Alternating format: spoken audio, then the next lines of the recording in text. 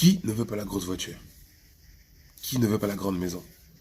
Et l'indépendance financière, qui n'en veut pas? Certains d'entre nous répondront, bien sûr que c'est ce dont tout le monde rêve dans la vie. Tandis que d'autres diront, non, non, non, moi c'est pas la grande maison, moi, une cabane ça me va. Non, non, non, moi ce n'est pas la grosse voiture. Moi, une moto ça me va. Bref, fondamentalement ce que je voulais dire est que chacun d'entre nous, dans sa vie, aspire à quelque chose. Chacun a une idée plus ou moins claire de ce à quoi il veut que sa vie puisse ressembler. Bien que ça peut être différent d'un individu à un autre.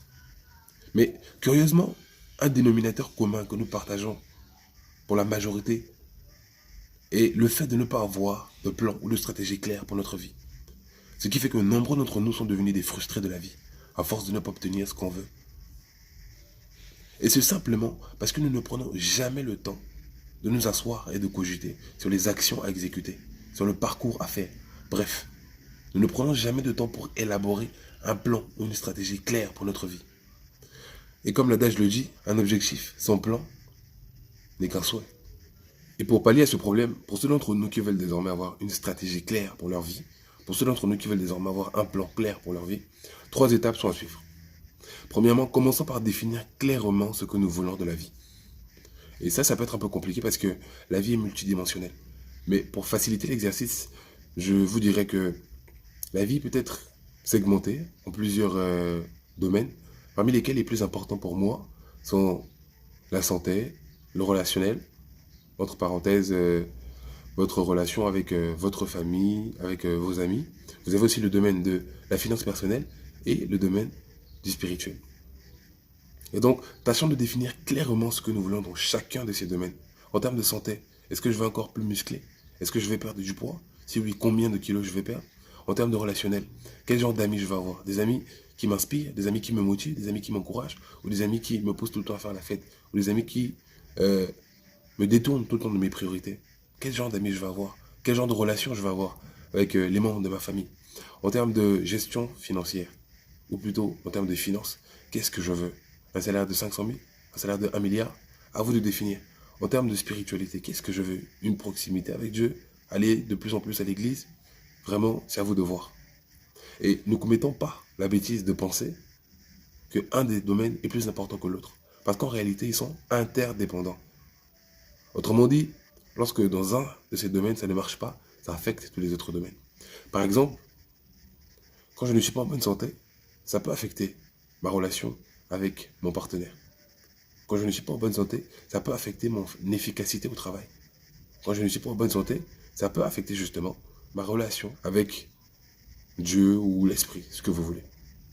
Donc, tâchons vraiment de savoir clairement ce que nous voulons dans chacun de ces domaines et prenons tous les domaines au sérieux. Notez bien, écrire tout ça dans un cahier et prendre le temps de revoir tout cela périodiquement peut réellement aider. Parce que c'est un acte qui nous rappelle continuellement ce qui est important, ce qui est prioritaire dans nos vies. En deuxième étape, il est important de faire en quelque sorte un inventaire de qui nous sommes, à l'instant T, à l'heure actuelle. Autrement dit, dans le domaine de la santé, de la finance, du spirituel et du relationnel, où est-ce que j'en suis par rapport à ce que je veux? Cette étape est essentielle et importante parce qu'elle nous permet de déterminer quelles sont nos forces et quelles sont nos faiblesses. Un parent, une compétence ou même l'argent peut être une de nos forces. Un ami, une habitude ou même notre propre copine ou notre copain peut être une de nos faiblesses par rapport à ce que nous voulons de notre vie. C'est pourquoi c'est important que nous puissions déterminer quelles sont nos forces pour en profiter et quelles sont nos faiblesses pour savoir comment les gérer ou dans certains cas les supprimer quand c'est nécessaire. En troisième et dernière étape, il s'agit de savoir comment m'organiser pour arriver à ce que je veux. Je pèse 100 kilos, maintenant je vais peser 80 kilos. J'avais 4 copines, maintenant je vais avoir une copine. J'allais à l'église une fois par an, maintenant je vais aller 2 fois par mois. Je suis payé à 200 000 francs, maintenant je vais être payé à 400 000. La vraie question est comment je m'organise. Il ne s'agit pas de dire je veux, sans savoir qui on est en réalité, sans savoir ses forces et ses faiblesses, et sans avoir une réelle organisation derrière. Parce que nombreux d'entre nous l'ont fait, et les résultats n'ont pas été fameux. Et donc, pour ce faire, il s'agit de tracer différents scénarios. Ok? Ou plutôt scénarios, et donc les évaluer, et après, choisir le meilleur scénario. Un exemple très simple. Je vais mettre en place une nouvelle activité. Le premier scénario que je trace, et que je quitte mon boulot et je me lance à fond dans mon activité. Le deuxième scénario que je trace est que tout en étant dans mon boulot, je me renseigne sur l'activité, je me forme, je épargne pour avoir un petit capital de départ et ensuite je cherche un collaborateur avec qui je vais travailler tout en restant dans mon boulot. Et les deux scénarios, on les évalue et en fonction de mon environnement, je choisis le scénario le plus adapté. Très simplement. Et pour ce faire, vous pouvez vous faire accompagner par des amis, par des personnes beaucoup plus âgées, par des personnes qui font beaucoup mieux que vous dans le domaine que vous voulez. Que ce soit dans le domaine spirituel, dans le domaine de la finance, dans le domaine relationnel. Dans cette étape, un aspect important est de garder à l'esprit que le plan ou la stratégie n'est pas figé. En fonction des changements dans l'environnement, il faut savoir être flexible et faire bouger certaines variables dans le plan.